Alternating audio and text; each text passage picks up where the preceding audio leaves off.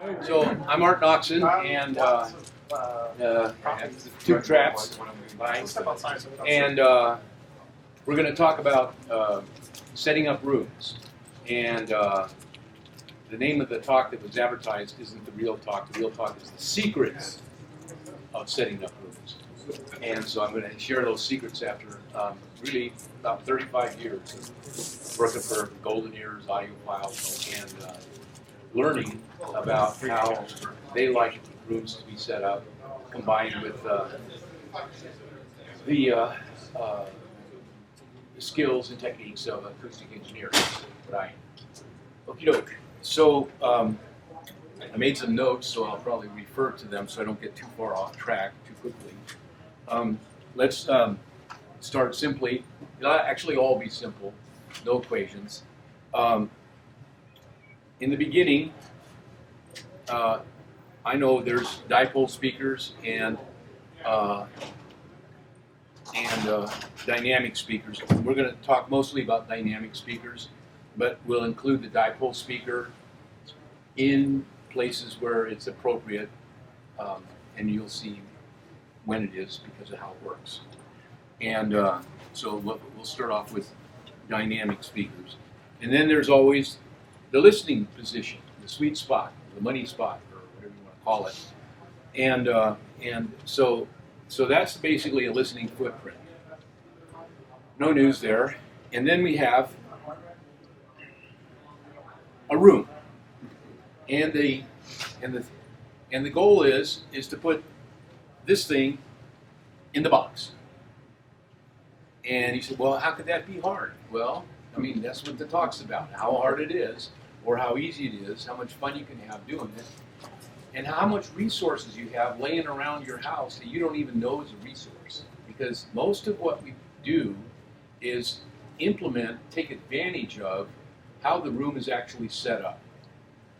And the first thing we mentioned that I do when someone sends me photos and a floor plan and says, hey, help me out, I say, okay, so first thing I do is I look at the existing floor plan.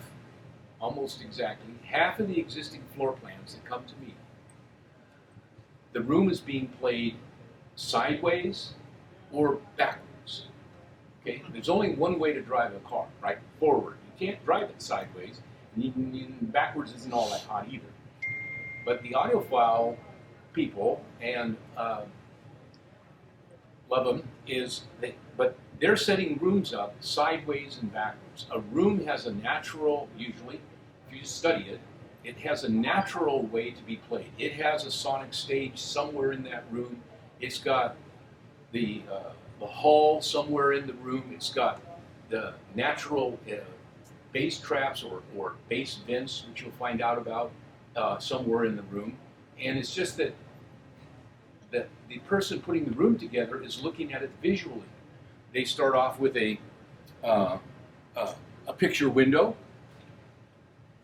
and it's beautiful. I paid a lot of money to get that picture window, looking out over the golf course or whatever it's going to be. And then they put a speaker over here, and a speaker over here. Boy, that's looking really good. I mean, that could be a photo in a hi-fi magazine, right? Either side of the fireplace, looking really good. But they're not setting the room up with their ears. They're setting the room up with their eyes. And we're golden ears here, okay? Not golden eyes. And it's not about how it looks. It's always about how it sounds. If it sounds good, great. If it doesn't sound good, oh, now, okay? And so sounding good is what drives room acoustics and putting this thing in that thing, okay? Sounding good, not looking good. Now, I know sometimes things have to look good, okay? Otherwise, you're not going to have this in that room unless it looks good for whatever reason, because there's more than one boss in the house. There's only one boss. Only one boss, yeah. I know that. And so sometimes we have to do things to allow this footprint to be placed in this room in some cattywampus condition, sonically, but visually wonderful. But you have to fix the problem that's induced into the sound stage and into the listening dynamics of listening when this is misplaced in the room. We'll go through that. Okay, so I just wanted to crack a joke about like what drives the physical setup of half at least of the hi-fi rooms. It's a visual call, and so okay. With that, we'll move on to something else. Okay. So let's go back to the speaker itself. Dynamic speaker, dipole speaker. Okay, so I'm not saying anything new. The upper, here's a piano keyboard. Middle C, treble, bass. That's the portable spectrum analyzer we all carry around with us just because we grew up in a world where a piano keyboard has been around us for a long time. So I like to talk about and reference everything to the keyboard because it's pretty much divided. It naturally divides. It's not only the bass clef. These are all the long wavelengths, and these are all the short wavelengths. And the short wavelengths ricochet around the room, point, point, point, kind of with mirrors and the way everybody thinks acoustics works. And it's a fun way. Ray tracing is what it's called. And even computers can do it, which is like really wonderful. And you can probably download a program for free, and you can put a mirror on the wall and shine a flashlight. And, it's all fun. Ray tracing. But that only works in the treble range, the upper half of the keyboard. In the lower half, all bets are off. It doesn't work that way at all. Never did, never will, which is a little bit of a problem. What does it act like? After 35 years of wrestling with the monster in the room, it acts like water. It just goes wherever there's room for it to go. Okay? It just doesn't, if you want a technical term for it, it's extremely diffusive. It bends around a corner, no problem. High frequencies, not so diffusive. If there's a corner there, these high frequencies just keep on going past the corner. That's about, they don't care about there was a corner there. Bass wraps around the corner. It spreads, it fills corners, it goes into closets, it sneaks out of doors, it goes through windows, it just oozes. And so the way you think of bass in order to be successful at wrestling with it is to remember it's like an octopus, like everything's going in all directions at the same time. You can barely keep track of it. This is simple. It's like somebody throws a ball at you and you catch it. It's right, literal. Okay. So that's why the world of bass is different from the world of treble. Is this about the wavelength relative to the geometry of the space the wavelength is in? So if you have giant buildings, then bass acts like treble. If you have short little toy things, teeny, then treble acts like bass, right? It's all wavelength dependent on the geometry of the environment that the wave is in. But for rooms, I've kind of explained it. Okay, bass goes, this is a point source, and bass expands evenly in all directions away from a dynamic speaker. The treble kind of has a expansion pattern that kind of looks like this. It kind of basically plays forward. It's called a cardioid pattern, roughly speaking. And the body of the box tends to cast an acoustic shadow on the front wall of the room, generally of the tweeter. Okay, with dipoles, it's bass in this direction and treble, and bass in this direction and treble. This bass might be in one phase, and this bass will be out of phase. In other words, this thing's jumping back and forth, and when this pushes back, it creates a pressure wave going this way, it creates a suction wave going that way. So it's out of phase. Whereas this one, when it goes back and forth, it creates a pressure wave going that way, or in high frequencies, a pressure wave going that way. So and you guys all know that. Yeah. So do you think, given this expansion of the bass with 360 degrees pattern, do you think there's value of having a stereo bass system with two subs as opposed to just one? I'm sorry, could you? Okay, what he's asking is stereo bass versus mono bass. Okay, so normally for the for people who do not have unlimited budgets and don't own Wilsons with subwoofers, okay, just to make sure you got every little ounce of sound out of it. Yet, the recording engineers always mix bass mono because they want both amps and both pistons working at the same time, because no one can own enough power to actually develop bass in the bottom ear on the right channel all by itself or on the left channel all by itself. Okay, long time ago they made that decision, and still the rule of thumb. Now it's possible for somebody to say right channel bass, but then you only have half as much power. The other one's sitting there, cooling off. You can't tell the direction the bass is coming from, but you can feel, if it's really powerful, the direction the air is moving, and that goes with the bass. You can hear the upper partials that cue you to where the bass comes from. So you can have a mono bass and stereo upper partials, which is what happens with crossovers. What do they use in the recording when you say bass? 250 or lower? No. Bass, below 80. Below 80. Middle C is in what? I forgot. It's 260 hertz. It's a 4-foot wavelength. It's the middle of the piano keyboard. I think it's called C3. Has the standard of mixing mono bass remained with digital recording? Yeah, because Okay. it's not about digital Right. at all. It's about power. At one time, there was an issue with trackability, but Well, yeah, the which needles, has gone away. the needles would jump out of the Right. Yeah. at any rate. Okay, so let's move on. But it's important to know the distribution pattern of bass, of dynamics and treble. Let's go backwards one. Notice that there is no distribution of sound sideways with the dynamic. And the dynamic becomes a lifesaver in certain rooms when when this is what's out of control. Right? In other words, in the plane of the speaker, if the room's out of control and you can't afford to fix it, sell your dynamics, buy dipoles. Okay, you'll enjoy the change, great speakers, and you'll get out of all kinds of hot water, except at home because they're visual and they're big. Okay, but we'll cover this a little bit more, but I couldn't resist. Okay, Hi-Fi was born in New York City long ago, and how rooms look like in New York City long ago kind of look like that, and then there's a window and a window and kind of like San Francisco.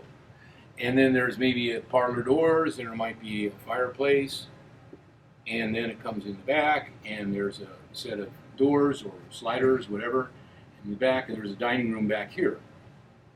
And they put the speaker here because the view is beautiful. The speaker here because the view is beautiful, and they sit there, and they got great sound.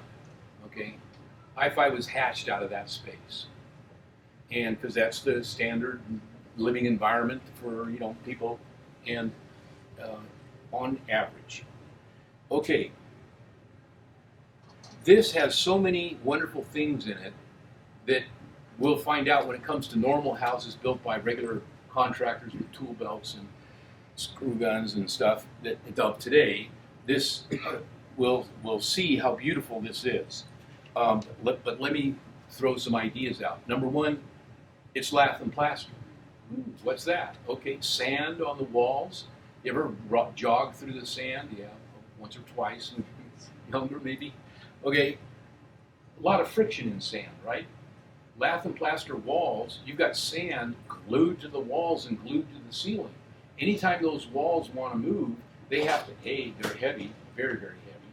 B, they crunch because the sand in it is working with all the horsehair and everything else that's in lath and plaster. No one can even afford to buy lath and plaster. And I'm not talking about modern plaster with blue board and a bunch of holes in it and plaster coating, because that is not sand. They might have a sand coat, but that's not the sand in lath and plaster. Those walls are very, very mechanically stable. They don't vibrate, they don't shudder. when the Wilsons open up their bottom end, those walls just kind of stay there and they'll work a little bit, but they don't vibrate anything like West Coast, wham bam, thank you ma'am, wood studs, metal studs, sheetrock, half-inch sheetrock on either side of the wall, kind of construction that we're stuck with. Lath and plaster is beautiful, acoustically, calm, inert, non-tympanic. Okay, here's the second thing. The wavefront comes out of this, it gets divided, part of it circulates around, circulating sound, tumbling bass disappears very quickly. The bass wavefront continues to expand, rattles these doors a little bit, some bass leaks out there. The bass wave continues to expand, goes up the chimney, nice bass vent there. Bass continues to expand, whoop, skips right out through the venting, through the doors, into the dining room. So the guy sitting here, does he have any phase, add, cancel, rear wall bounce? No, it vented out. What about reverberation and ambience and all these nice things? Well, it's all developed in here and fed back through the doors. These doors are kind of like ambient controlled, right? How loud do you want the ambience? Open the doors. Oh, it's a little too loud, close them up a little bit. And so, I mean, there's so many cool things about this room. But we don't have it, so we're not going to work with them. Now, in San Francisco, they do exist still, okay? And so setting them up this way and playing them this way is a very fun thing. Might have been the topic of my conversation, but what isn't? Okay, so let's talk about the first thing. We have different parts of the room. We've got the back of the room, and we've got the front of the room. And then we got the sides, and we got the roof and the floor, and which I'll only speak lightly of. And okay, so we're going to start at the back of the room. Our speakers develop a huge pressure. That pressure wave rips through down the length of the room, 1,000 feet a second, hits the rear wall, rams back the front, hits the front wall, rams back. My gosh, okay? So we don't want that, okay? We want to hear it once and we've heard enough, okay? If we hear it anymore, it begins to blur what's called dynamic blur. In other words, the sound, it creates a sound and then the sound stops, but does the sound in the room stop? No, it just keeps on humming away. So instead of bop, bop, bop, bop, musical moments, it goes, the room is shuddering. And it's either mechanically shuddering because we've got giant picture window rattling, vibrating, or it's sonically shuddering end to end. So we got to dump the bass at the back of the room. Okay, so let's work on the back of the room. It's easy and fun. Speaker, listener. Okay. All we're talking about is the back of the room. We're not worried about the front of the room. We'll worry about that later. So what's the first thing to do? Well, the least expensive thing to do and the most wonderful thing to do is to have something like this at the back of the room. The bass wave comes down, it starts to pile up a little bit here, it starts to pile up a little bit here, and it vents. It vents. Sound is two things, not one thing. We think, because we have ears, we imagine and act like we believe that sound is pressure. Sound pressure meter, pressure, pressure, pressure, pressure, pressure. Am I being sarcastic? Yes. Okay, there's a hidden partner to sound. The hidden partner is kinetic energy, air movement. So this is what a sound wave looks like when it's going by you. I know I lost that. Is moving forwards towards you. Then expanded air pulls back. Compressed air goes forward, expanded air goes back. You know how much energy, what the energy density division between potential energy, pressure, and kinetic energy, motion? You know what that energy division is? As in all waves? Ocean waves, light waves, sound waves, 50-50. half of the energy is motion, half of the energy is pressure. All waves belong to the same set of laws, if you want to look at it that way. They all follow the same style of behavior. Now, the kinetic energy part we can't hear. But when kinetic energy, when a wave comes in and is coming this way, it's got pressure, but the air molecules, now the air molecules, I mean, look at how much a subwoofer is displaced, okay? I know Wilson's, they'll push 3/4 of an inch of air, maybe an inch forward, and then suck it back another inch. Okay, that's great. It's only an inch. And what frequency? 30 hertz. So you have a displacement of an inch over 30 hertz. The velocity is something like, I don't know, 3 feet a second. It's not much. Air motion, the speed of the air motion is not fast. It's slow. The speed of sound, the speed of the effect ripples through the air very quickly. Might be the wrong word to use. Okay, so, but a sound wave is coming up to this wall. We have pressure, and the wall experiences increasing pressure, and we have air movement. This big slab of air is going bam. And when it hits this wall, the kinetic energy converts to pressure, right? It's like a football player. And then it springs back, because air is a nicely springy material, then it springs back and turns into a normal sound wave again. But at the wall, the kinetic energy went to zero and became pressure, momentum, stop, impulse, and then it springs off the wall and becomes a normal sound wave again. So what we want to do when the bass wave hits the rear wall is we got to get rid of it somehow, because we don't want it to come back. The easiest way to get rid of it is to vent it, and so that's what these things are indicating, is that we start to build a little pressure, but then the bass just squirts out and then it sucks back in. So we just have vents at the back of the room, and that's really wonderful. Now I know everyone wants to listen with their doors closed because somebody's complaining about turning the bass down. And that's, okay, well, we can deal with that, it's going to cost you, okay?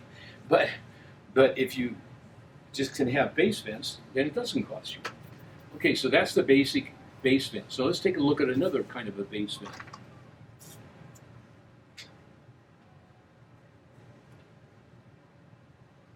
Here's an awful kind of a room in a way. Well, we don't care about the front of the room right now. I'm going to cross it out because it doesn't matter.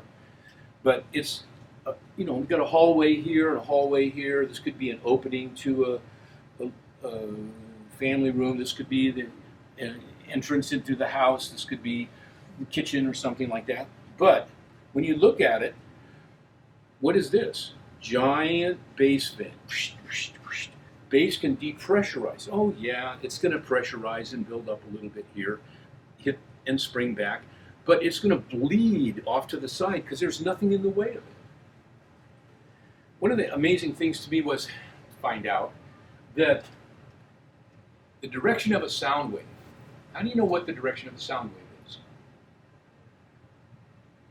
You know the speed of it. Well, how do you know what direction it's going? Positive or negative? Positive or negative? Okay, that's a good way to look at it. Okay, Front The or direction going where forward or back? yes, it's the direction that the air is moving. The sound wave is always pointed in the direction the air is moving. And the energy in the sound wave, the energy of the sound is in the sound wave, and it's traveling in the direction that the air is sloshing. And that's why a vent is so cool, because the energy density in the sound is being driven or leaked out of the room. So this is a good room or this is a bad room? Good room. This is a good room. Because it's the bass can vent out of the room. The energy is being depleted out of the room. The sound wave itself, the bass wave, is traveling out of the room. It turns out of the room. What if the speakers and seating area are reversed? Then that's pretty horrible. We'll talk. Yeah, that's your room. We'll talk about that towards the end when we're talking about the front end of the room. Okay, and then but yes, you're right. That's awful, and it can even be worse than that if you have rooms that looks like that. Now this speaker is venting, and this one's playing in a hard corner, so pretty awful. Okay, but let's get back to the. So in a room like that, if the front wall had windows, would you recommend opening those to act as vents for? Well, we're jumping ahead, and so Yeah, you don't want. windows are dangerous because you don't want to. I'm jumping ahead. You suckered me a little bit, but you don't want to reduce the pressure at the launching point. The front third of the room has nothing to do with the back of the room. The front third is its own animal. It has to be looked at from its own. The dynamics of what's going on in the front third of the room has almost nothing to do with what's going on at the back. What's going on at the back of the room is the wave front is flat and hitting the rear wall practically all at once, and then it boom bounces straight back. Okay, it's a flat wave front, flat. Very different than in the front of the room where the sound's going in all different directions at the same time. Completely different. This is like a mix master in the front of the room, and it's just a simple rear wall bounce in the back. But that's a room that doesn't have like any couches or anything back there blocking the wave.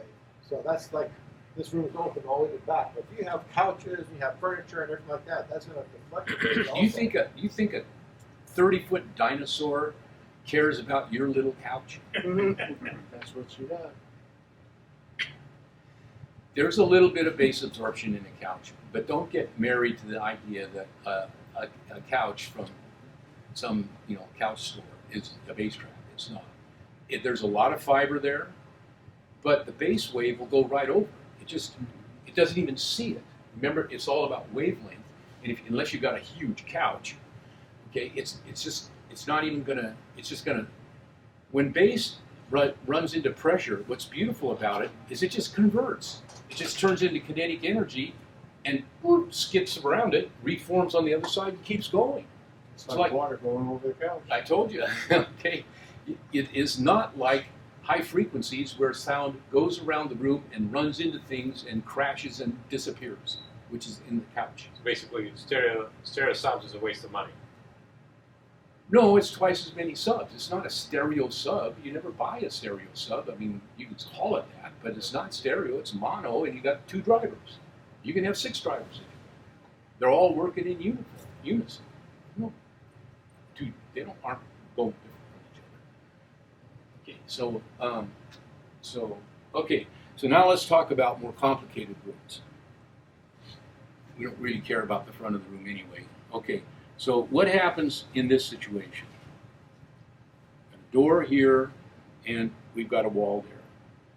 And the bass wave is coming down, ripping down. It vents here, if you can leave the door open. But what happens here? Boom, comes back. Okay, so this is asymmetric, right? It's vented on one side, good riddance. This side, oh no. Now you have to go buy a bass trap or buy a bass trap, but you have to basically, come up with something that acts like a vent.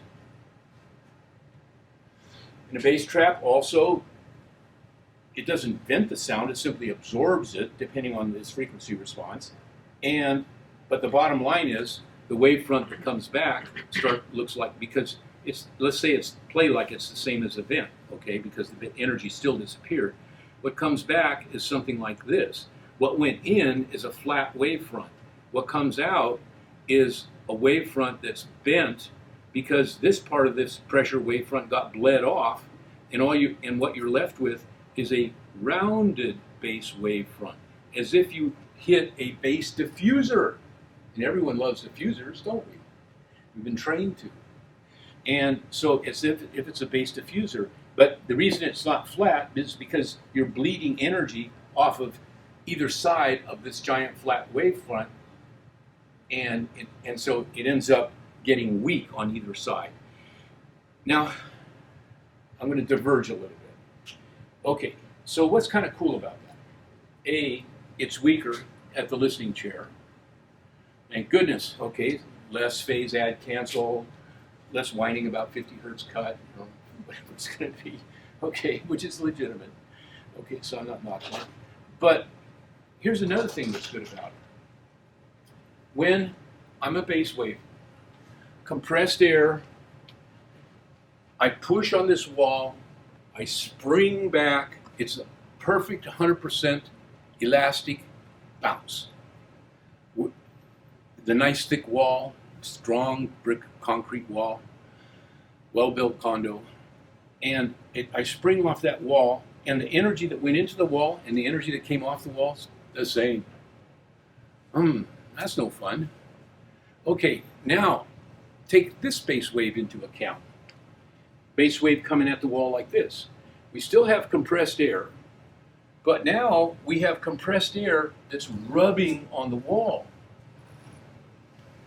That's kind of like sandpaper now, because the air motion, the movement of the air, it still is moving.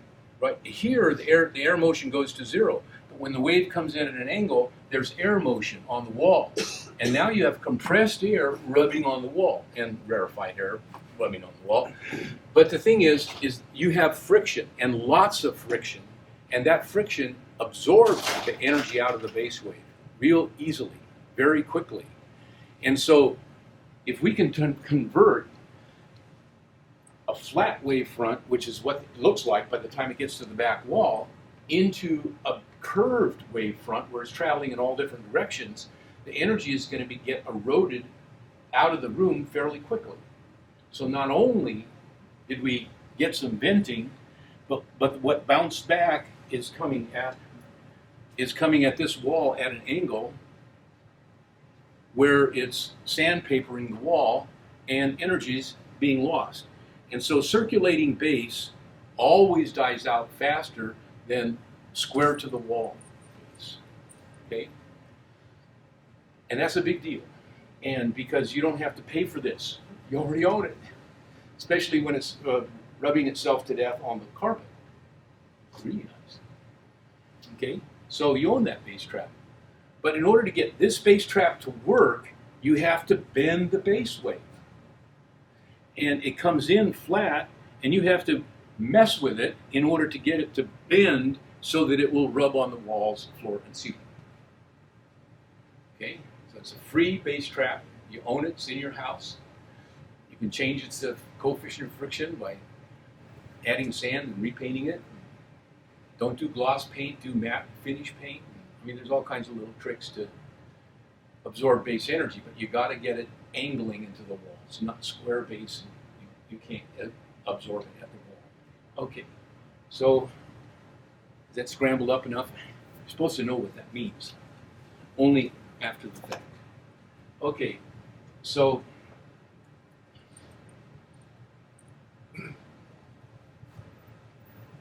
sometimes, particularly if the room's a little bit bigger, we have this situation. Okay, we've got a room. The door could even be up here. The problem is flat wave hitting the rear wall. The guy's got, you might have, bookshelves full of records. Lots of records, thousands of records, more. Too many records to store. Okay, think about this. Record rack, not rack, but bookcase. Now what happens? The bass wave comes ripping down the room. Part of it is absorbed because all these records have a surface area and there's a little bit of friction, and anyway, so there's a little bit of absorption here. And then what happens? The pressure goes, it slips, it vents, inside vents, and continues to come this way and this way, where it crashes together, and then it reflects and comes back out. Now, two things happen. One is we've got a lot of air sloshing around, and that's opportunity for friction. We've got air sloshing. The air comes in pressure right here. Too bad we don't have a door we could open and we could just vent the bass out like that. Okay, if we don't have a door, but we want to get rid of it, put a bass trap there. We don't want to buy a bass trap, then at least what we've done is we've disrupted, we've reflected this somewhat and absorbed it somewhat. Now we have a time-delayed return on this wavefront, and on same thing, time-delayed return on this front, and we've heavily distorted that wavefront. It's no longer flat. It comes. This part pops forward. This part, certain time delay comes scooting out of the sides on either side. It's all scrambled up again. We've distorted the wavefront. We have created literally kind of like a giant RPG diffuser, only at one frequency. But like if that's the well, and this is the well. I mean, that's kind of what that system is about. Time delayed phase wavefront distortion. Well, here we did it with bass and bookshelf. Okay. You have bookshelves? Yeah. Full of records? Yeah. Very heavy. Bass can't push a bookshelf around full of records. You can't move it either. So let's take a look at the rear wall. We have a record shelf. Make it a little higher. We put a bass on top of it, some plans. Okay, the bass wave comes out coming across like this at the speed of sound. Some of it hits this and kind of starts to reflect back, partially absorbed. What happens to the bass up here? It depressurizes, vents, comes down, hits the floor, comes back up, skids around again, and comes back in. The same thing happened sideways as what happened vertically, right? So what we're doing is we're using the natural inclination of bass waves to go around corners real easily to our advantage in trying to get the bass wave to circulate in the room instead of just crashing end to end, because there's no way you're going to control it without spending a ton of money. So I have record shelving across the back of my room on the wall. From what I've been listening and hearing here, it sounds like I should have the records to the sides, to the corners, rather than kind of straight across and back. Does that make any sense? So in essence, that kind of the absorption you're talking about with the records would happen over Yes. towards each corner, Yes. rather than put them all the way across the back, put them to the corners. And if you have room, move them up off the wall so you get a bleed into that tunnel. Yeah, that I can't. They're bolted to the back. Okay. So there's always difficulties with, but we're not here to exactly solve specific difficulties. We're here to learn about how bass waves behave in rooms and how you can trick them, train them to behave without spending money. So you can have something like that back to the wall. You can put bass traps on the corners to get that bass in the corners. If you had this on the rear wall, then yeah, you would. Then you put bass trap here and here, right? Or you have open a door here, and then you put one bass trap here because this is venting. I don't know where the door is. On a 20,000 foot level, what are we trying to achieve? So we're talking we can do this to do this and do this. What overall, what's the goal? The goal is to be able to generate bass and not have it turn into a standing wave end to end in the room. Because that creates that once that energy, it's so efficiently stored end to end, it lasts forever, sonically speaking. And you're trying to listen to music, and it played an eighth of a note, eighth of a second worth of bass tone, boom, but during that time, it filled the room up with a standing wave or a not standing wave. I mean, standing waves, everyone gets all excited because they standing wave modes. What about the frequencies that aren't standing waves? What about the frequencies that aren't modes? They don't exist? Excuse me, what did you say? They don't exist? Of course they exist. Any frequency you want to play exists. Not just modes. Modes is just a fraction of how the room stores energy. And yet, to read the literature out there and how to be a genius, no one even tells you what happens to the energy between the frequencies that the modes exist at.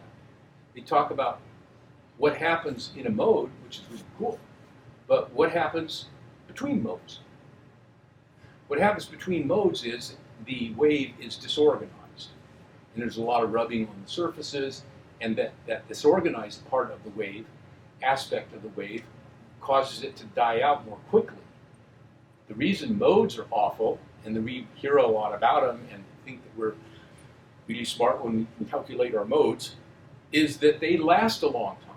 They last a lot longer than anything else because modes have, the standard is they have pressure on the wall. They're square to the walls. I know that there's 2 and 3 dimensional modes, but they basically are all square to the walls. And they're more efficiently stored in the room, and they last a lot longer. So for a frequency that is a mode, there is a larger spatial distribution within the room, right? So sure, you can walk around and there would be spots that are quieter and Right, some and spots. hot spots, and So, but for cold frequencies that are not modes, more uniform. they are, okay, so it would follow like an inverse distance rule. The further you are from the source, the quieter they would get more uniformly as compared to, let's say, frequencies that have modes. A mode has standing waves, and if you're small enough that you can walk around inside the modes without distorting the modes, don't forget, you're this big, okay? Right. So a mode is going to glue itself to you because it can't go through you. That sound can't go through you. It's going to bounce off of you. And so when you walk around a room, you basically are, kind of like a pillar that is creating modes if the frequency happens to be right. And if you create a set of modes where the wavelengths are all this far apart in a reverberant room, you can sit there and close your eyes, and someone can walk around the room, and guess what? You can hear them moving in the room. Not because you hear their shoes scuffling, but because as they move, the modes are slipping around, and all of a sudden you hear the loudness of the mode, and then you hear the cancel of the mode, and then you hear the loudness of the mode, depending on where they are in the room. And they don't have to be next to you. They can be at the other end of the room. The effect is a little less if they're farther away. But this coupling to the body of the mode, but that's if the frequencies are small enough. But if they're large, then you can, like a mouse, you can sneak around and you're not going to disturb the modes because you're small compared to them. Goes around you like a Right. Yes. So you started with this example of a New York typical room layout. Yeah. And I was Where's in New that? York earlier this spring, and I was at the Carnegie Hall. I was blown away by the acoustics there. So what do they do for walls? Is it regular plaster? It's an old building, right? So have you been there? What can you comment on acoustics of Carnegie Hall? They're pretty huge. Well, of course. I haven't been there and I haven't studied it. I've studied halls in general and I can comment in general. But yes, I know it's. But the goals are quite different for a concert hall Right. and a listening space. It's It's not the right. The same. lifting space is exactly true. Listening when space you're trying is to tiny. amplify the other one, you're trying to listen to. Well, yes, that's a start of it. What we're trying to do in a small room is get away from the concentration of energy in the room. The room is too small. The speakers put energy into the room, and the room stores it too long. And so what happens, instead of having a nice, fast tracking, dynamic timeline, pop, pop, pop, pop, pop, it goes ba-da-la-la-la-la-la-la-la-la. You have no dB level change over time if the bass is stored. And that's what this is all about. And then what do we do about it? How do we get out from underneath that over-reverberation in the bass? And the over-reverberation takes place in two places. Down the length of the room, and that's what we're talking about now, and in the front of the room, which is where the sound is created, which is what we'll talk about next. So let's finish the rear wall so I can get out of the rear wall. Okay? So, okay, I can't even tell what that was. Oh yeah, bookcase. So a bookcase is free, and all you have to do is move it off the back wall. Here's a cool one. Rear wall. Bookcase. Bookcase. By the way, these are not made up examples. This room exists in Australia. Okay? These are real rooms, not make-believe rooms. These are all real rooms. I could probably tell you the name of the customer at the time.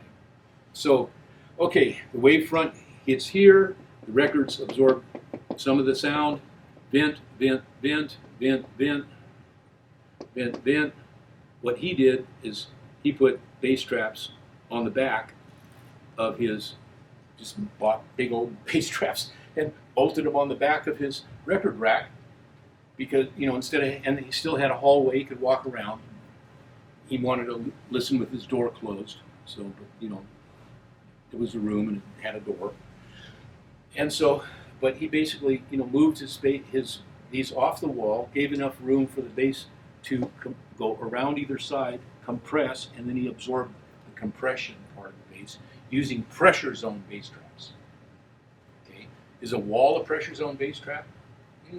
It's a kinetic energy bass trap. It's a velocity bass trap. It takes energy out of the movement of the air.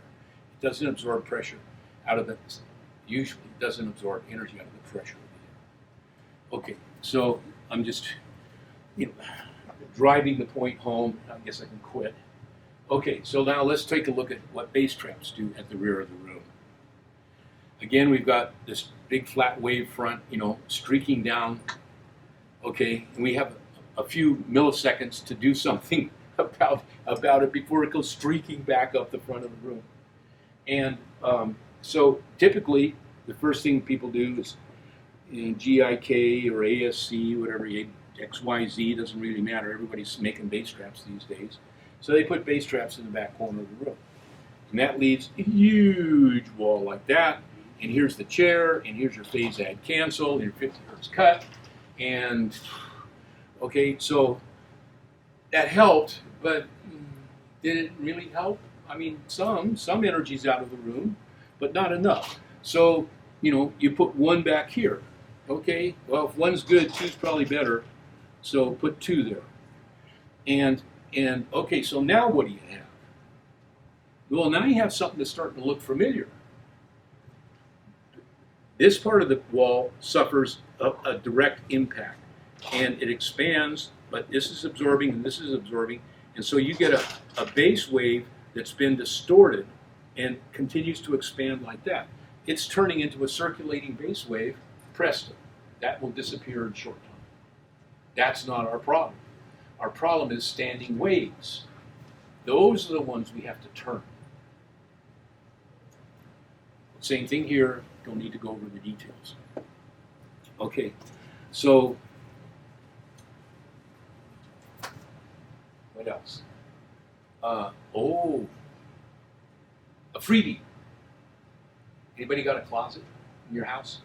You have a bass trap of some sort, or a bass vent. So let's talk about closets and bass vents because they're fun. Okay, back of the room again. Okay, so I'm gonna so let's play like we have. I'll put one here. We have a closet, and we've got sliding doors, and we really don't want the wavefront to bounce off. And remember, got a giant streak, it's like a locomotive coming down the room. We open this closet door to here, and guess what? This corner is vented, time delayed, comes back, put clothes in it, fill it up with stuff, cardboard boxes. I mean, have fun. And now we've vented and kind of made a little bass trap out of the closet. That's only on this side. What are you going to do here? Oh, well, call GIK or ASC or XYZ, buy a bass trap. Because you got no choice. Okay, let's take another closet. So in a setup like this, does the range of frequencies affected by the closet, is that dependent on the size of the opening of the closet? Not really. The Bass, size of the closet itself? that's too technical. I mean, you can engineer this thing to death. I'm trying to skim over the top.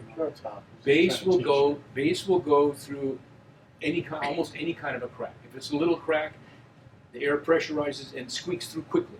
If it speeds up. If it's a larger crack, the pressure driving it isn't that hard, and it goes through leisurely. So, I mean, you can keep closing that thing down, and it's still leaking bass. It's just a high velocity. You might hear some cuffing out of it. Yeah. And I mean, if it'll do it on your subwoofer, on your horn on your subwoofer, right? I mean, the port on the subwoofer, it'll might do it in your closet. Okay, here's another one. So let's say we have a closet here. Okay, so we have a choice. We can do it this way, or we can do it this way. No, we can't do it that way. Sorry. Or we can do it this way. Right? Because it's sliding doors, like those. And so this is an interesting one because it vents the corner, but it vents out here in the middle. So cool. We like this huge flat rear wall to get vented, and now we just snuck a vent. You could even say, well, I'll tell you what, I'm going to go like this, and because I want the middle to be more vented. So you can play around with it, and here's your listening chair, and you can open it and close it and fiddle with it and see what comes of it. But it's a way to vent. And don't forget, a hanging door, the bass is going to put pressure on it, and guess what pressure does to a hanging door? It doesn't weigh all that much, pushes it. So that's the new kind of vent, okay? Pushing the door. So this one's just air sloshing in and out, and this one here, the rest of this thing is a lightweight plastic door that is actually moving. Now it takes time to move things. They don't move as quick as air. And so when the bass pressure hits here, after a little while, the speed picks up and it moves this way. So now we have an out of phase movement. We've got in phase movement coming in here, out of phase movement coming in here. We've just created a very complicated thing, and we don't even know what it is or how it works, but it's scrambling up the bass, guaranteed, and that's what we want to do, is scramble the wave front. So this wave front's going to come off like this, nice and flat and hard, and who knows what it's going to come off over here, right? We've screwed with it. We vented it here, and we give it a flexible thing here, and whatever it is, give it a name. I don't know what it's called. You could say, oh, it's a membrane bass trap, and this is a vented bass trap. I don't know if it's 3D bass trap or not. We're not trying to absorb energy. We're trying to distort the waveform, the plane, which is trying to distort the shape of the wave front so that we cause the sound to go in a different direction.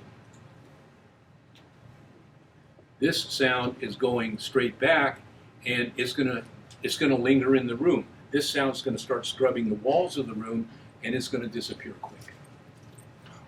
Same story over and over again. Rear wall story. Okay. Front wall's different. Getting close. Okay. So a window can be a friend on the rear wall. Oh yeah. Well, what's cool about windows is they reverberate, and gosh, having nice reverberation behind you is really nice. Okay, having it in front of you is horrible. Having it behind you is cool. It's like having the door open to the dining room. Okay, so so I think we have covered the rear wall good enough so that you have a feeling for rear wall and the tricks that are used. In addition to when and where do you have to put products. Now, if you don't have a closet, well, you say, oh man, I wish I had a closet. Well, build one. Oh, you can't build one. Oh, then you have to buy a bass drum. Well, I'll do that. And so, but you know, you don't have to if you happen to have the right arrangement. And you might have a closet, but it might be, you might have your speaker playing right next to your closet, and your closet needs to be at the back of the room. Maybe what you do is you turn your room around, play it properly. We talked about the back, kind of half of the room. Now we're talking about the front. It's about 1/3 of the length of the room. In it is a speaker and a speaker. Whatever is going on in here I'm going to make a little dotted thing, very similar to this nebulous, undefined concert hall kind of an idea. In other words, this is the listening environment. Right? We're not going to talk about it right now. We're just talking about the concert show, the launching of the wavefront. Whatever happens in here, you hear. Okay? Whatever happens here, you hear. If someone, okay, whatever happens, it doesn't even matter what it is, you will hear the effect of it happening here. And so what happens here is a big deal. Okay, why? Parallel walls, speakers between parallel walls, standing waves, standing waves, standing waves, energy stored, energy created, energy stored, staying. It's not even in the whole room. It's stuck in the front third of the room. The sound that's getting out is ricocheting around the room. Good riddance. The sound that's not getting out is still there. Okay? So it's still there, and because it's still there, when the speaker quits making sound, that tone, the room takes over and continues making that tone. Now you don't have any kind of dynamic control. As in, sound was loud, then it's supposed to get quiet, then it's supposed to get loud. We're supposed to be regulating how loud the sound is over time. And we can't regulate it if we've got a big reverb sitting out here in the front of the room. Dynamic smearing. Blur. Okay, here's the floor of the room. Here's the front third. And here's the speaker. And we have the same problem vertically. So, and guess what? We don't need this wall to have that problem. It still exists.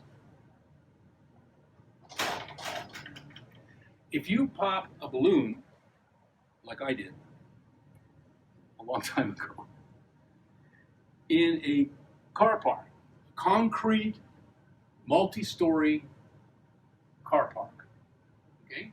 You got a slab of concrete above you, slab of concrete below, and 100% open walls all the way around you. It's like you were surrounded with wall panels, 100% wall panels all the way around.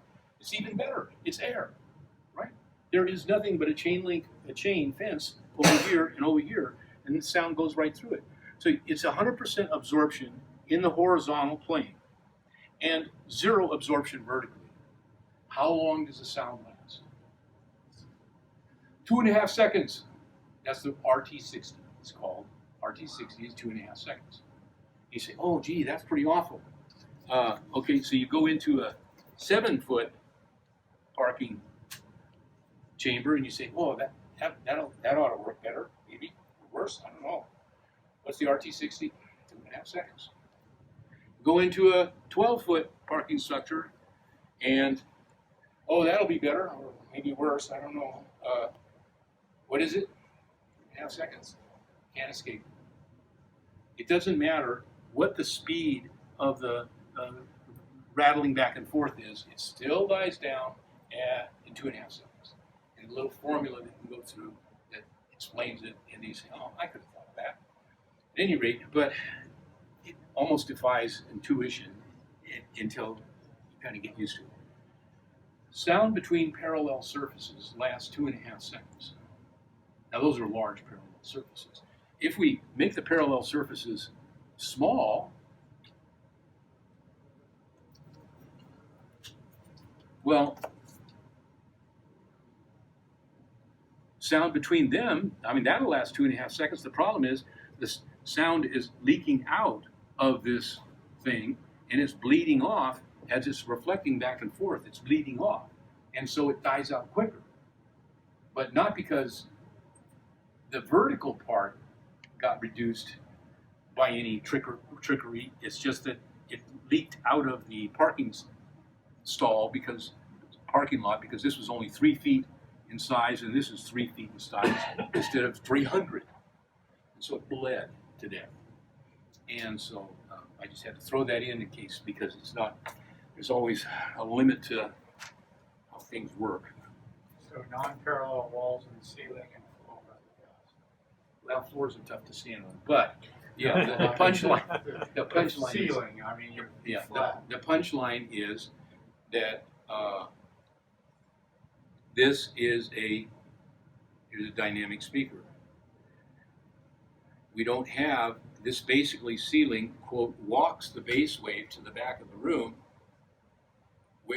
and changes the angle of it, and basically it starts rubbing on the rear wall, and maybe you've got some doorways and vents and stuff like that. But basically what we've done is we've escorted the bass, the unruly bass, out of the building. Okay? Well, some of us happen to have, in the recording studio business, that's called an expansion studio. Okay? Like half of them in the world are made this way. But most of our hi-fi rooms are made this way because they're not made dedicated. We inherit them. Some of them have sloped roofs, and those that do are lucky. Put your speakers under the low end of the roof, not the high end of the roof. But what if you can't?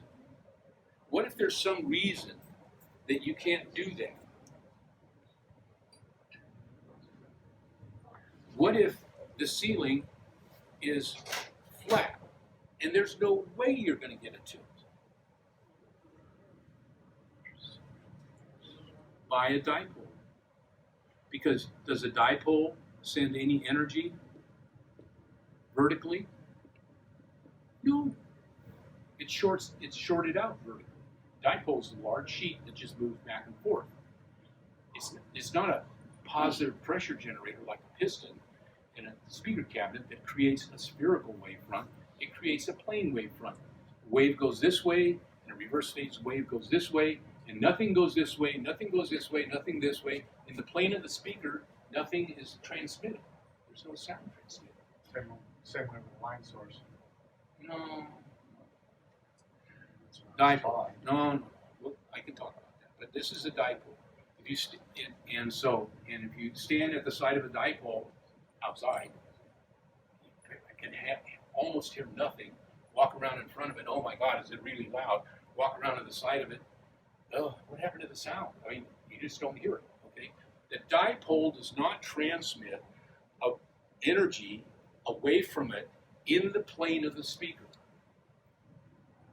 which is really cool if you're stuck in a room where you can't stand the vertical reverberance, you can't afford the bass traps to get rid of it, there's no place to vent it, and you want to have great sound, change speakers. Good excuse. There, I need. Yeah, right. You're gonna. So it's really cool, and it's just amazing to think that you can actually solve your problem by buying a new set of speakers, which is exactly what you want to do anyway. But what you want to do is solve your problem by buying a new set of speakers, not just have the same old problem that you had with the last set of speakers. And if you don't buy the right kind of speaker to get you out of trouble, you'll have the same problem. Do you get the same effect with open baffle speakers or just with the electrostatics? Open baffle, okay, that would be pretty much the same as an electrostatic, except it's a very point source type of open baffle, but it still is shorted out in the plane of the driver. And I haven't studied this new generation of speaker, particularly the low frequency ones where it's got two drivers going back and forth in an open frame. So how do you guys do that, right? So It's digitally corrected.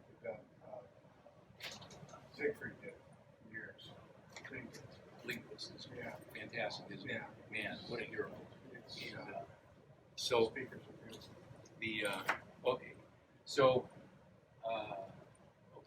the other version of tilt is, okay, you've got a square room, and if you could build your walls kind of at an angle, guess what?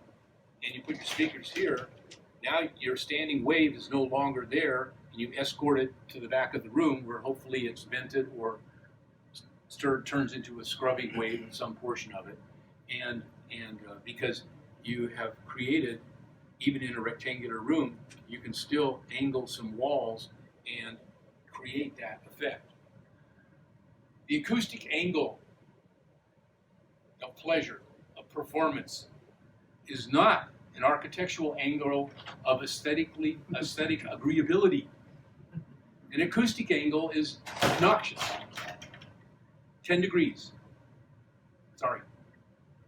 If you want it to work, 10-degree angle. That's all you use is 10 degree. Well, you take a look at a 10-degree angle and you say, well, I can't even walk in this room. Yeah, Do you want them identical or do you want them 10 degrees? it doesn't matter. Doesn't matter.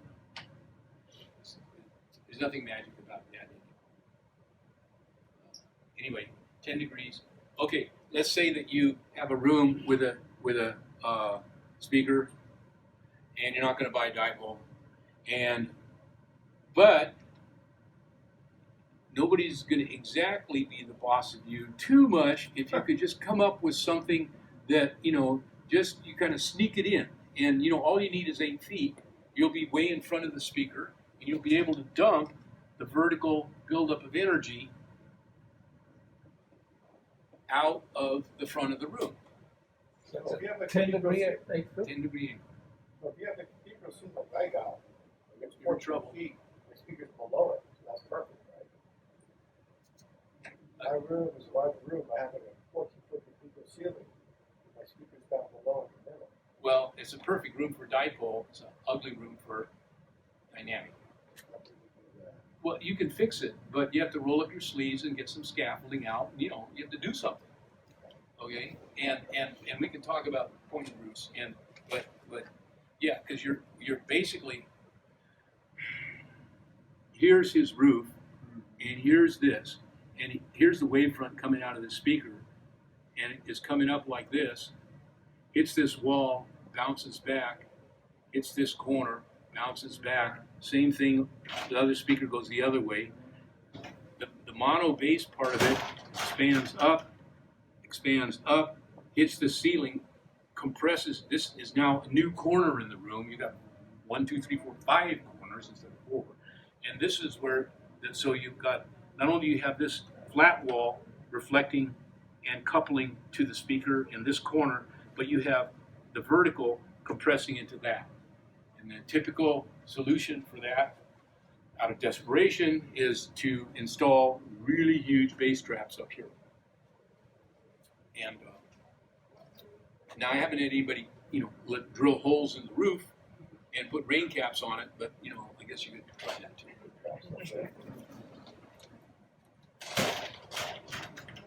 Okay, so we talked about. Here's the front of the room. Speaker. This speaker couples vertically, and it couples this way. This speaker is in the pressure zone so that it can couple to certain standing waves. This speaker is in a different potential pressure zone, and it can couple to other standing waves. And that one, this one. Anyway, so you have vertical standing waves, horizontal standing waves, and then diagonal, because a corner reflects directly back to where it came from. Corner reflects back to where, if you stand in a mirror in a bathroom that's got a corner mirror, stand there and look at yourself and you say, boy, I haven't gotten any cuter in any amount of time. You move around and your face continues looking at you, but it's a corner reflection, right? No matter where you are, it chases you around the room. And so anyway, that's what corner reflections are also part of the standing wave situation. And okay, so what we want to do is get rid of the standing wave, if we can, by slopes, or we have to add bass traps. So let's say, okay, we're going to add a bass trap. So we're going to, typical ASC version of a bass trap is floor to ceiling bass traps there and a floor to ceiling bass trap here. Now here's the plan view of the room. Speaker. The energy is actually building up in the plane of the speakers. 35 years ago, it all wasn't so clear.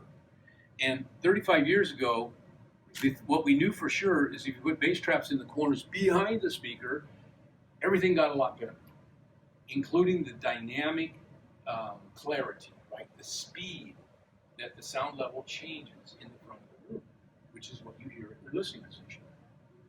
It's not that you don't hear the direct. Of course you hear the direct, but you also hear the rest of the chaos that comes along with the direct, right? The direct arrives with a backpack these days. The backpack is all this garbage that is built up and lingering in the front of the rooms. And direct is, no one's got a problem with the direct. It's the baggage that spreads out over. Okay, so, but basically, we want bass traps in the plane of the speaker. Okay, so this wavefront travels this way. It's this bass trap that punches a hole in it. It comes back like this, punches a hole in it. When the hole is punched, what bounces off of this wall? Something that comes back like this, right? It's starting to go in different directions. When you punch a hole off of this flat wavefront, it comes off the wall, and yeah, this is kind of flat, but this is starting to bend. It's the same story over and over again. You either use absorption to bend the reflection of the bass wavefront, or you use venting to bend the reflection of the bass wavefront. It's kind of like your two tricks here. So in that example, were you leaving the traps in the corners, or were you moving the traps from the corners? Well, if you normally you start with the traps in the corners because it does so many things that these don't do, even though these are more directly in line. So you was adding. Right. You were adding. Yes. Okay. And so presumably, if I was going to buy two, it's best to put them back in the corners. Yeah, right. And then the next ones Would be in the plane of the Thank you. speakers. Can you just talk about what toe in does and placement from the sidewall and placement from the back wall? What does that do? Okay. Without doing anything else. As far as bass is concerned, nothing. Because toe in is about treble. And treble is, we've got this beam pattern, and all we're doing is changing the beam pattern. And usually we like to have the beam pattern start off with the speaker straight ahead, and it's not quite right. We start to toe it in a little bit until the high frequencies come in, imaging gets detailed, and then we stop. So usually we're not listening 60 degrees or 70 degrees, ridiculous toe in. The toe in starts straight. That's how they always do it. And I'm there. And so, but that has nothing to do with bass. Bass is omni. That means it goes in any direction, all directions, equal power, same time. Crown molding will work for high frequencies, but not low. So Harry Pearson had a rule of thirds for speaker placement. Yes, And is that relevant to anything that you're talking about? absolutely. So could you It's- could you just bridge the gap there for me? Okay, so that's at the end of the talk, but I can do it now. And so, okay. But before we can talk about that, we have to understand modes, which we have a feeling for. Okay, so let's now get a little more specific about what a mode is. And I hope I'm not being derailed too much from where I was going, but it's still all part of what we're going to talk about. Here's a parallel wall and parallel wall. Okay, if I have pressure here, a standing wave means I have pressure on this wall, and it'll be positive pressure. And then in the middle of the room, I'm going to have air moving this way. I'll be a little more detailed in a second. And over here we have negative pressure. So we have, at a moment in time, we have positive pressure here. I'll draw a graph of this. At a moment in time, we have positive pressure here, nothing in the middle of the room, no pressure, and then negative pressure here. Half a cycle later, we have negative pressure in this part of the room, went from positive to negative, and okay, so the pressure oscillates from here to here to here to here. Sort of like if you have a tray of water or if you have a bathtub and you slosh it. It's the sloshing mode, so the water goes whoop, whoop, whoop, whoop. Now, if you put something in the middle of that tray as it's going whoop, whoop, whoop, when the water's like this, that little stick is over here. And when the water gets flat, the stick is going really fast, and then the stick ends up over here. And so when the water's flat, the stick is moving. When the water's steep, the stick is displaced but not moving. The rule is average over time. Half of the energy is kinetic energy, half of it is potential energy. It's still a wave. Laws of nature hasn't changed, and except that in a standing wave, all of the energy of the wave is potential energy at one moment in time. A quarter of a cycle later, all of the energy of the standing wave is kinetic energy, like a swing, right? It's speeding very quickly, close to the ground. It gets up high, stops. Potential energy gets down to the bottom, has no more potential energy, but it has speed. Don't get in the way of it. Goes right. Kinetic potential is all over the world, is all over the place. Kinetic potential. So we have pressure differences, and then we have speeding velocity. Now, in order to create a standing wave, you have to have a pressure driver, something that makes pressure in a pressure zone. So I'm going to put a loudspeaker, because primarily what a loudspeaker does is make pressure. It's not very good about, it pushes a little air around, but it's mainly making pressure. This, put a loudspeaker here, it will stimulate a standing wave, because this is a pressure spot. Put the loudspeaker here, it won't create that standing wave.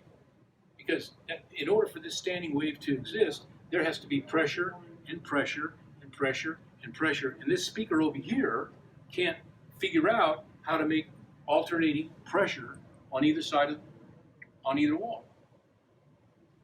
That's the rule of thirds. Excuse me, that's the rule of thirds, only it's the rule of halves. Okay? The rule of thirds is the next harmonic up.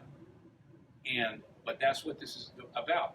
If you put a driver in the kinetic energy zone of a standing wave, you cannot stimulate the pressure of that standing wave, because this is not a kinetic driver. This is a pressure driver. And in order to create pressure, you have to use a pressure drive at a pressure spot. Okay, so that's it. You got to get that clear. And then we go to the rule of thirds. Okay, so the rule of thirds goes like this. We have pressure. Okay, so now let's take a look at this. I hope we got to the rule of thirds. We have a quarter wavelength, a quarter wavelength, a quarter wavelength, a quarter wavelength. 1, 2, 3, 4. Okay, so this is another harmonic. So this, this is the first harmonic. This would be, I guess, the second. Well, the thing that you drew first was the first harmonic, and now we have a second harmonic. Yeah. And if I put a speaker here, I can stimulate it, right? Because this is pressure zone. If I put a speaker in the middle of the room, it'll stimulate that one. If I put a speaker in this, next to this wall, it'll stimulate, because all of these are pressure zones. It doesn't care which spot I put a speaker in, it'll still stimulate the pressure zone. If I put a speaker here, it won't stimulate it, because the speaker is making pressure and it has to be making velocity in order to stimulate the standing wave. It can stimulate. What speaker makes kind of more velocity than pressure? Come on, there's only one left. No. Classic speaker. Dipole. Dipole is like a ribbon microphone. Dipole is a giant sheet of material that moves back and forth. It has positive pressure in front of it and negative pressure behind it, and that's almost a velocity source. It's a lot closer to a paddle shoving water around than a pressure pump compressing and expanding water. Okay? If you put a dipole speaker here, you can stimulate that standing wave. as long as you're pushing air in the proper direction. If you put the dipole speaker this way, and the dipole's moving this way, well, that's not the direction the air is moving. The air is moving back and forth between these pressure points, and so the dipole has to be put here. So, is the rule of third an absolute rule of the God of acoustics, or is it just depends on what kind of speaker you have? Depends on what kind of speaker you have. So you can't just follow a rule. You have to understand how it works mechanically. And then you're not following a rule, you're just using common sense. But if you don't know what to do and you have a normal speaker, traditional, dynamic, then the rule of thirds goes good. Okay, so what is this? This is the rule of quarters, right? So at 25%, we can't have anything here, but at 25%, okay, of the distance. So we have a rule of halves for the first harmonic to not build the first. Now we have a rule of quarters to not build the second harmonic. Let's do the rule of thirds. Okay, the rule of thirds, you think I can draw this? So I have to have a pressure zone there and a pressure zone there, and so it's going to look like. Did I do it? Yes. Okay, so now. It's the same drawing as we have. You better not be. No. I've got two. Opposites, sorry. That should be at the wall. This is at the wall. This is at the wall. So now I've got this distance. So where's a third? So here's a third. Okay, so why would I put a speaker? I can put a speaker here and create pressure. I can put a speaker here and create pressure, here and create pressure, and here and create pressure.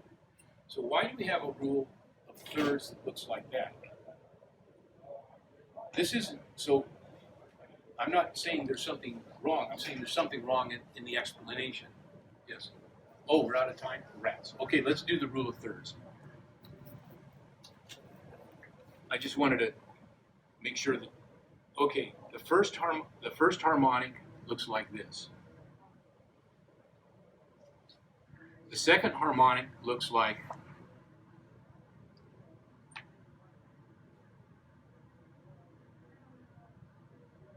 does it do that? I don't think so. It's one full wave all the way across. Let's see. That looks like a full wave all the way across. Okay.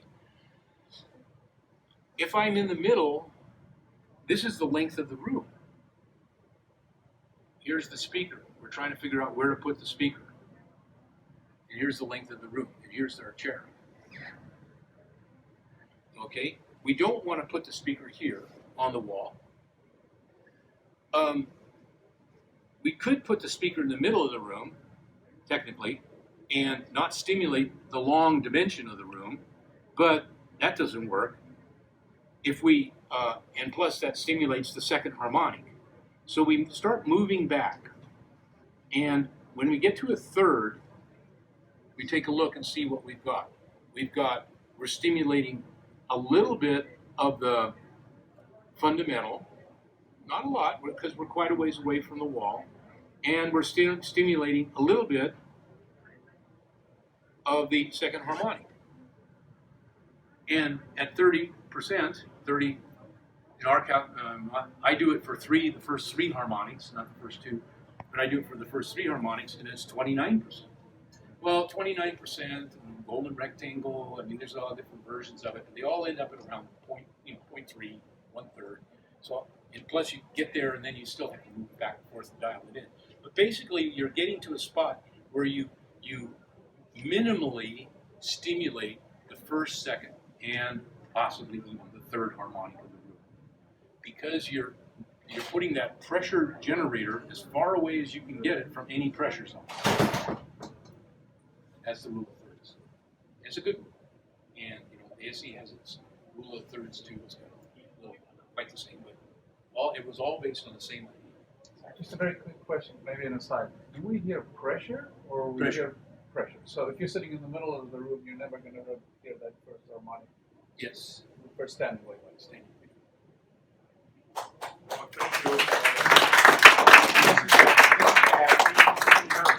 Every year. here. If we ask him to do it, he'll just do it twice. Oh, no. Thank you. Thank you very much Yeah, for so- coming and always. Thank you.